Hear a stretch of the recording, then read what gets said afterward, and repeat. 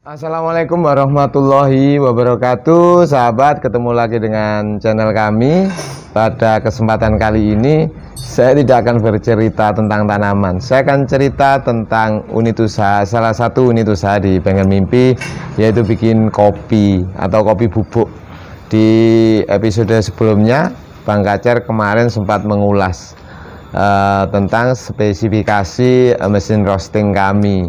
Jadi mesin roasting ini berkapasitas 15 kilo, tetapi kopi yang akan kita roasting itu cuma 10 kilo.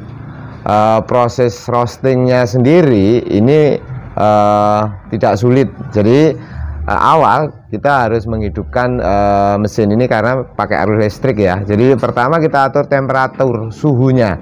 Jadi untuk merosting ini kita butuh suhu awal adalah 135.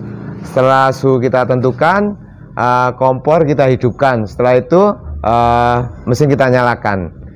Kita tunggu sampai suhu itu di posisi 135. Setelah suhu sudah sesuai yang kita inginkan, kopi ini kita masukkan. Tapi sebelum itu kopinya harus kita pilah dulu. Kita pisahkan dari yang kecil atau yang pecah, karena ini nanti berdampak kepada rasa ya. Jadi nanti yang utuh kita roasting sendiri, yang kecil dan yang pecah kita roasting sendiri. Jadi tujuannya biar kita nanti punya kualitas kopi yang baik. Nanti setelah kita jadi bubuk, kita jadikan satu. Proses roasting sendiri ini kurang lebih memakan waktu kurang lebih di kisaran 1,5 jam. Untuk indikasinya bahwa kopi ini sudah matang, yang pertama dari aroma tentunya. Yang kedua, suhu yang kita tentukan itu akan berada di kisaran 120 derajat. Ketiga, kita bisa lihat di ada bagian di roasting ini yang bisa melihat kopi itu matang atau belum.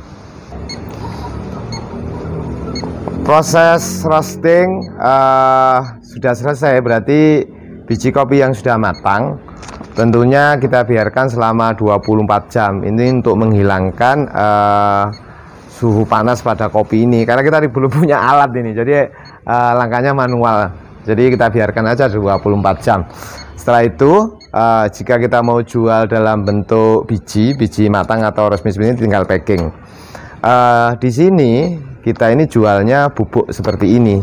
Berarti dari roast bean harus kita haluskan atau kita seleb untuk menjadi bubuk, dan langkah selanjutnya bisa kita packing.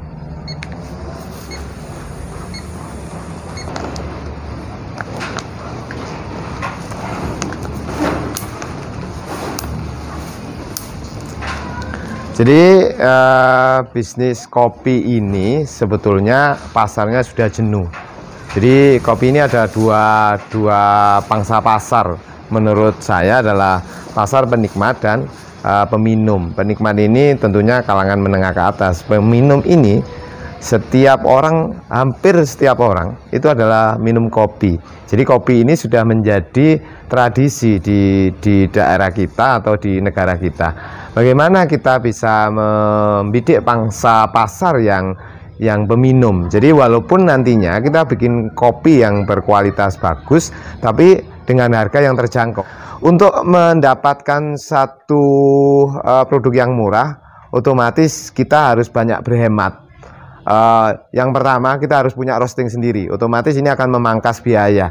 Yang kedua, kita memang membuat kemasan ini yang transparan. Ini karena tujuannya juga untuk agak murah, karena di transparan ini harganya cuma di kisaran di Rp300, karena sekali lagi pangsa pasar kita adalah teman-teman peminum kopi, karena peminum ini bisa sehari 5 kali 10 kali bahkan lebih dari itu. Untuk merek ya, bagaimana merek ini murah? Kalau kita mencetak ke orang lain otomatis akan mahal.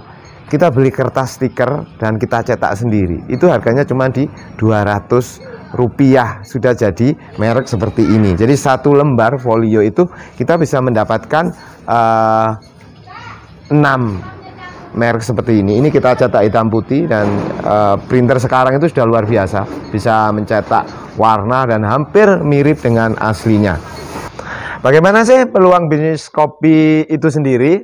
Kopi ini sebetulnya masih sangat menjanjikan. Segmen peminum kopi. Ini orang minum kopi itu hampir tiap hari. Tetangga, saudara, sahabat kita. Nah, ini yang kita manfaatkan. Otomatis harga kopi yang kita jual harus menyesuaikan kantong tetangga saudara kita.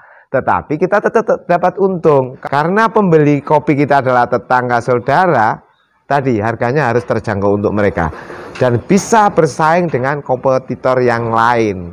Mungkin ini yang bisa kita bagikan pada kesempatan kali ini.